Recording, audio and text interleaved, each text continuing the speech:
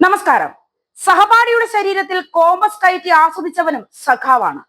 സഹപാഠിയുടെ ശരീരമാസകലം divider കൊണ്ട് കുത്തി മുറിവേൽപ്പിച്ച് ആ മുറിവിൽ ലോഷൻ ഒഴിച്ച് അവന്റെ കരച്ചിൽ കേട്ട് തട്ടഹസിച്ചവന്റെ പേരും സഖാവ് എന്ന് തന്നെ. കോട്ടയം ഗവൺമെന്റ് നഴ്സിംഗ് കോളേജിൽ ജൂനിയർ വിദ്യാർത്ഥികളെ അതിക്രൂരമായി റാഗ് ചെയ്ത രാഹുൽ രാജ് KGSNA അഥവാ Kerala government students nurses association എന്ന ഇടതു സംഘടനയുടെ സംസ്ഥാന സെക്രട്ടറിയാണ്. പത്തരമാറ്റ് സഖാവ് തന്നെ. പൂക്കോട്ട് വെറ്റിനറി ക്യാമ്പസിലെ സിദ്ധാർത്ഥനെ ക്രൂരമായി കൊല ചെയ്തവരും സഖാക്കൾ തന്നെയായിരുന്നു. ആ മരണം കേരളം അത്രയേറെ ചർച്ച ചെയ്തിട്ടും ഏതെങ്കിലും മാറ്റം ഈ നരാധമന്മാർക്ക് ഉണ്ടായിട്ടുണ്ടോ? ഒരിക്കലും ഉണ്ടാവാൻ പോകുന്നുമില്ല. അതാണ് മാസിസം.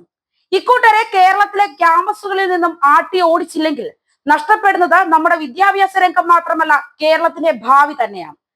കോട്ടയത്ത് ക്രൂരമായ റാഗിംഗ് നടത്തിയ കേസിൽ ഒന്നാം പ്രതി രാഹുൽ രാജ് എന്ന നരഭോജി കുട്ടി സഹാവ് മലപ്പുറം വണ്ടൂർ സ്വദേശിയാണ്. കള്ളും കഞ്ചാവും MDMA-യും വലിച്ചു കയറ്റാൻ എല്ലാ സൗകര്യവും ചെയ്തു കൊടുക്കുന്ന HFI എന്ന വിദ്യാർത്ഥി സംഘടനയെ നശിപ്പിച്ചില്ലെങ്കിൽ നാളെ ഒരു നാൾ നമ്മുടെ മക്കളും ഇങ്ങനെ വരഞ്ഞു മുളക് തേക്കപ്പെടും.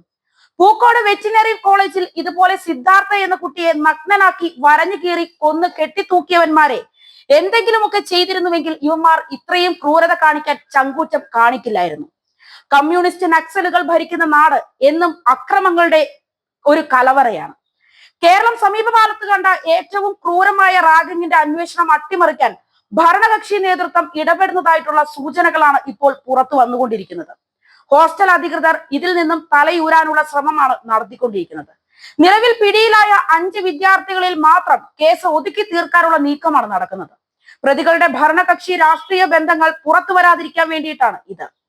ഇരയ്ക്കൊപ്പം ഓടുകയും വേട്ടക്കാരനൊപ്പം നിൽക്കുകയും ചെയ്യുന്ന ADM നവീൻ ബാബു കൊലപാതക കേസിലെ CPM-ന്റെ ഇരട്ടത്തന്ത്രം തന്നെയാണ് ഇവിടെയും പ്രാവർത്തികമാക്കാനുള്ള ശ്രമം നടന്നുകൊണ്ടിരിക്കുന്നത്.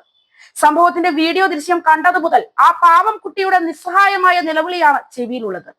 എന്തുമാത്രം വേദന സഹിച്ചിട്ടുണ്ടാവും ഒരു പാവം കുട്ടി. കൊച്ചനിയനെ പോലെ ചേർത്ത് നിർത്തേണ്ടവരാണ് ഈ കാടത്തം കാട്ടിയത് എന്നതാണ് ഏറ്റവും ഭയക്കേണ്ട ഒരു കാര്യം. നമ്മുടെ കോളേജ് ഹോസ്റ്റലുകൾ മുറിയിലെല്ലാം തന്നെ ചെവി ഓർത്തു നിന്നാൽ ഇതുപോലെയുള്ള നിസ്സഹായരായ പാവം കുട്ടികളുടെ ദീനരോധനങ്ങൾ കേൾക്കാൻ കഴിയും. ഇതിനൊരു അറുതി വേണ്ടേ? റാഗിംഗ് എന്നത് വളരെ ക്രൂരമായ ഒരു കാര്യമാണ്. വീഡിയോ ദൃശ്യങ്ങളിൽ കണ്ടു കാണും 1 2 3 എന്ന് എണ്ണിയാണ് കുത്തിയിരിക്കുന്നത്. നിലവിളി പുറത്തേക്ക് കേൾക്കാതിരിക്കാൻ മുറിയിൽ ഉച്ചത്തിൽ പാട്ടും വയ്ക്കും. പീഡനം മൊബൈലിൽ ചിത്രീകരിച്ചു. ആഴ്ചയിൽ 800 രൂപ വീതം പിടിച്ചു. എത്ര ക്രൂരമായ സംഭവമാണ് ഇപ്പോൾ നടന്നിരിക്കുന്നത്. ക്യാമ്പസുകളിൽ SFI പോലുള്ള സംഘടനയെ നിരോധിക്കേണ്ട സമയം അതിക്രമിച്ചു കഴിഞ്ഞിരിക്കുന്നു എന്ന് തന്നെയാണ് ഈ സംഭവങ്ങളെല്ലാം തന്നെ വിരൽ ചൂണ്ടുന്നത്.